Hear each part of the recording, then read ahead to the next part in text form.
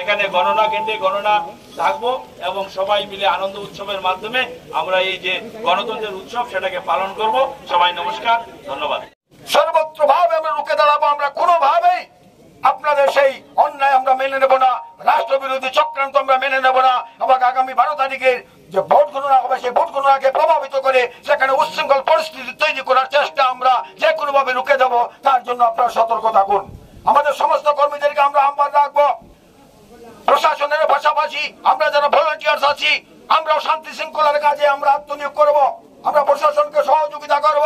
যারা প্রশাসনের বিরুদ্ধে, শান্তি শৃঙ্খলার বিরুদ্ধে যারা কোন রকমের অ্যাক্টিভিটিস করে আমরা তাকে যে কোনো ভাবে আমরা সেটা মোকাবেলা করার জন্য আমরা সবাইকে প্রস্তুত থাকার জন্য শরীরবন্ধভাবে আবেদন জানাচ্ছি। ধন্যবাদ।